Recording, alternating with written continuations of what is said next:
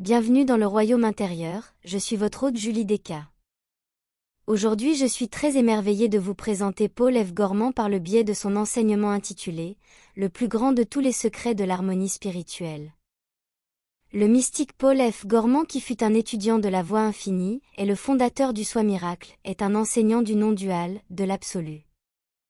Il enseigne concrètement comment être la vérité dans notre vie quotidienne. Selon lui, connaître la vérité en esprit et éprouver de la douleur et de la souffrance sur ce que vous appelez l'extérieur n'est pas la promesse du maître. C'est fait. Le plus grand de tous les secrets de l'harmonie spirituelle, le secret de la plénitude intérieure invisible de l'un apparaissant comme manifeste, l'harmonie tangible de notre expérience matérielle, ici et maintenant, est la réalisation et le repos dans ses faits. Le royaume de Dieu est en vous, dans votre conscience, toujours disponible pour vous dans sa totalité d'infinité et sa totalité de forme harmonieuse illimitée.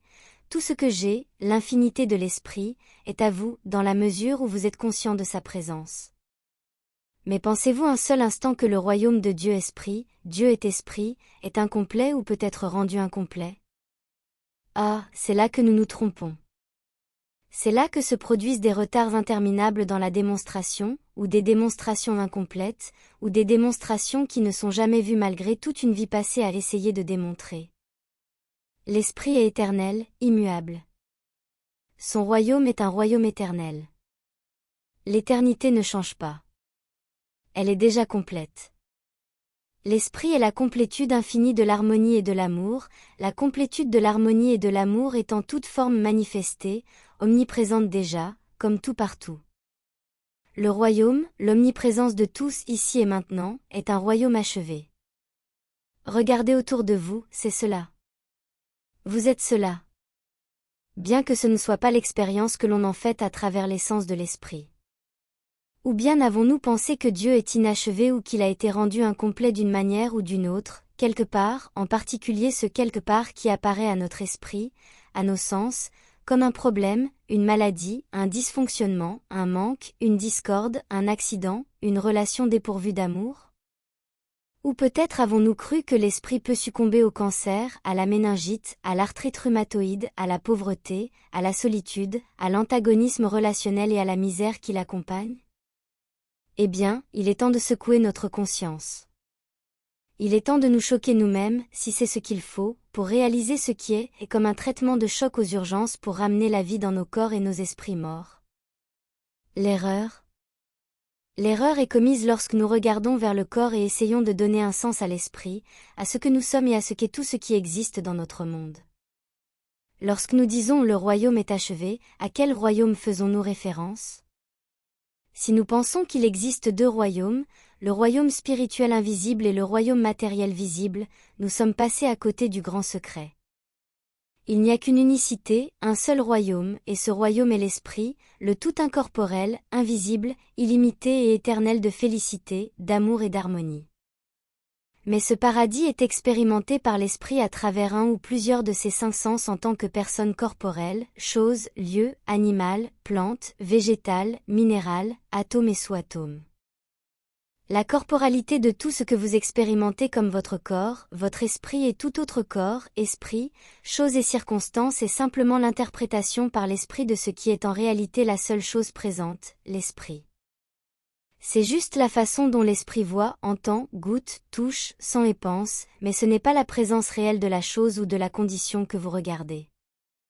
La seule personne, chose ou condition que vous voyez est l'esprit incorporel qui s'exprime en tant que personne, chose ou condition, mais le mental interprète l'esprit incorporel comme une forme corporelle finie sous la forme d'une personne, d'une chose ou d'une condition. C'est là tout le problème auquel nous sommes confrontés, rien d'autre. C'est pourquoi tout travail visant à essayer de corriger ou d'améliorer une condition perçue dans le domaine corporel de la conscience est entaché d'impossibilité.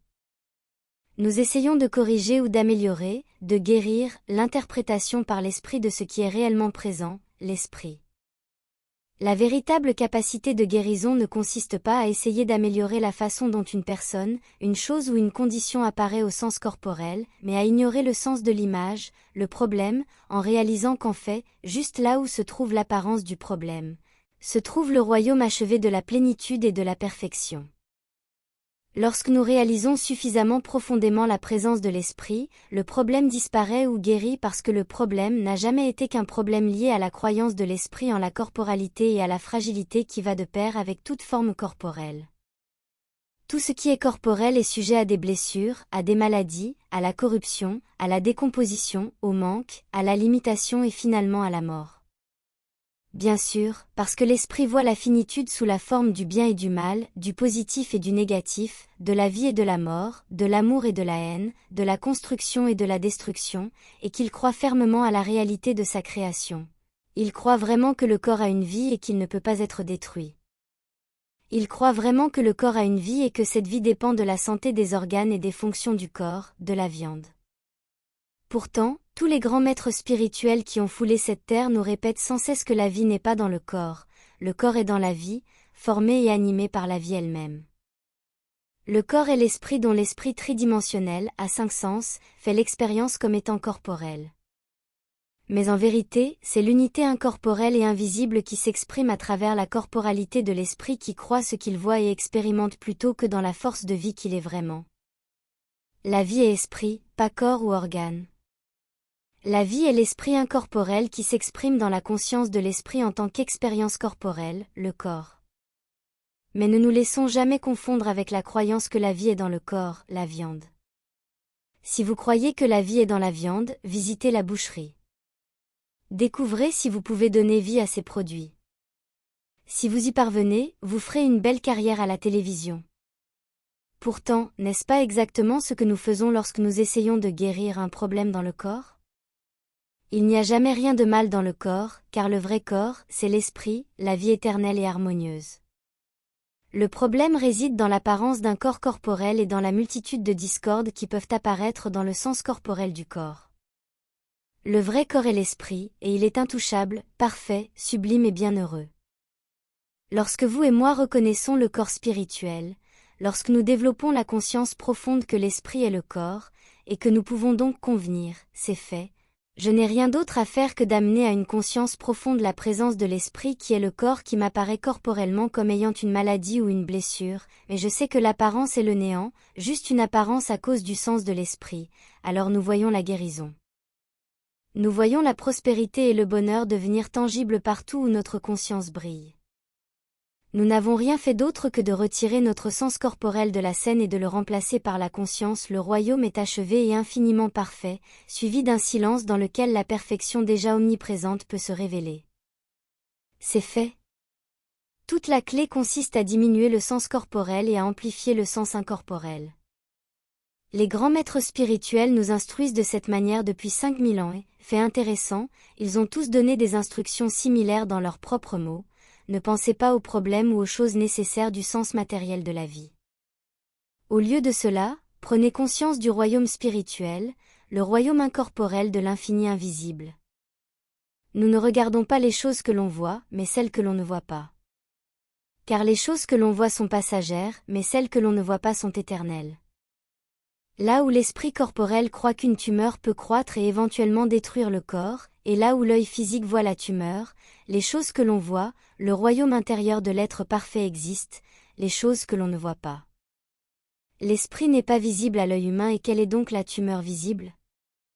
L'esprit ne peut jamais développer de tumeur, l'esprit est sans tumeur.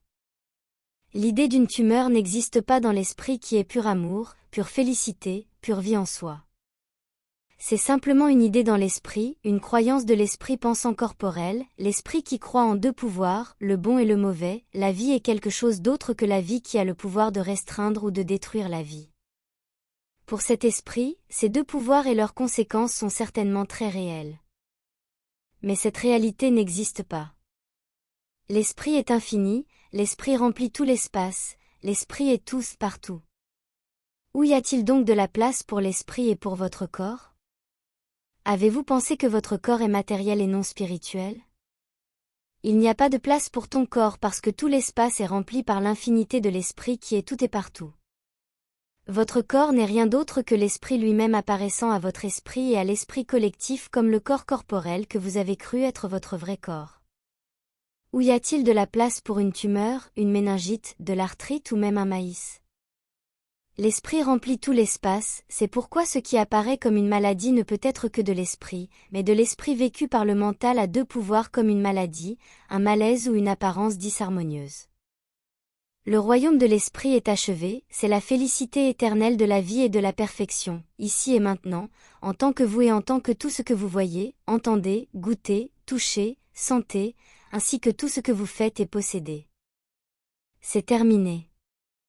Le grand secret est d'oublier ce que l'esprit voit, de le laisser tomber complètement, et d'imprégner votre conscience de présence spirituelle, les choses que l'on ne voit pas. Vous ferez alors rapidement l'expérience de personnes, de choses et de conditions harmonieuses que vous pouvez voir. La conscience spirituelle brille à travers l'esprit sous forme d'harmonie, d'amour et d'abondance, et parce que l'esprit est maintenant dans un certain degré de silence, sans jugement sur ce qu'il voit corporellement, les harmonies profondes de l'esprit deviennent visibles sous forme de vie corporelle, d'harmonie, d'amour et d'abondance. Je vous maintiens, vous qui écoutez ceci, dans la conscience de votre véritable identité spirituelle, et donc de votre véritable et pleine identité manifeste.